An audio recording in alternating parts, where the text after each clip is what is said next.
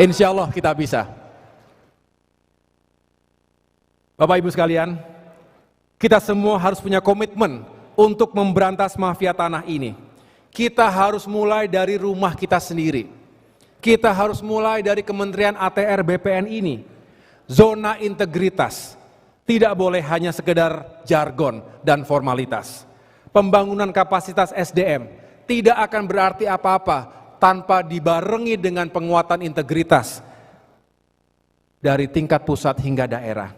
Oleh karena itu, tidak boleh lagi ada oknum atau pejabat internal yang justru baik disengaja maupun tidak disengaja terlibat dalam praktik-praktik kejahatan pertanahan. Untuk itu, saya menginstruksikan kepada Inspektorat Jenderal untuk melakukan pengawasan secara ketat. Pendekatan preventif tentu jauh lebih baik daripada pendekatan represif.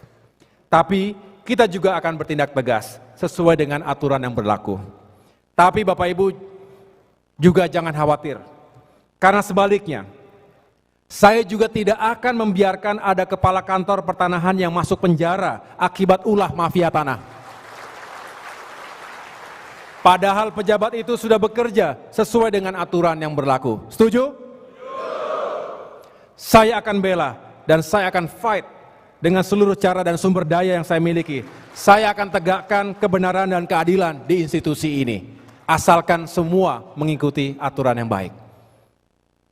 Bapak Ibu sekalian, sebelum mengakhiri sambutan ini, saya ingin menyampaikan penekanan terkait dengan arah kebijakan strategis Kementerian ATR BPN pada tahun 2025-2029 sebagai berikut. Pertama, perbaikan pengelolaan pertanahan melalui peningkatan pendaftaran tanah. Kedua, optimalisasi reforma agraria. Ketiga, peningkatan pemanfaatan tanah untuk pengembangan pertanahan. Keempat, peningkatan kualitas dan keamanan data pertanahan dan ruang berbasis digital dalam rangka meningkatkan pelayanan publik.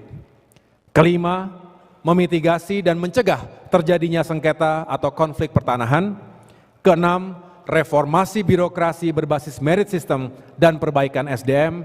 Dan ketujuh, terwujudnya penataan ruang dan pengendalian pemanfaatan ruang yang berkualitas berbasis tata ruang nasional dan daerah dalam rangka terciptanya pembangunan ekonomi inklusif dan berkelanjutan melalui mitigasi dan adaptasi terhadap perubahan iklim dan green economy.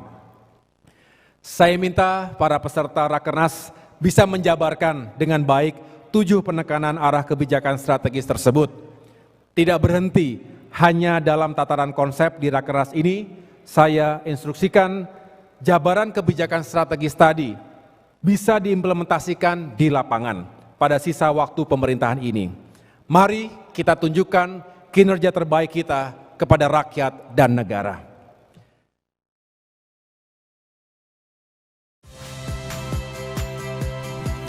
Saya Harjuno Pramendito. Saksikan program-program Kompas TV melalui siaran digital, pay TV, dan media streaming lainnya. Kompas TV, independen, terpercaya.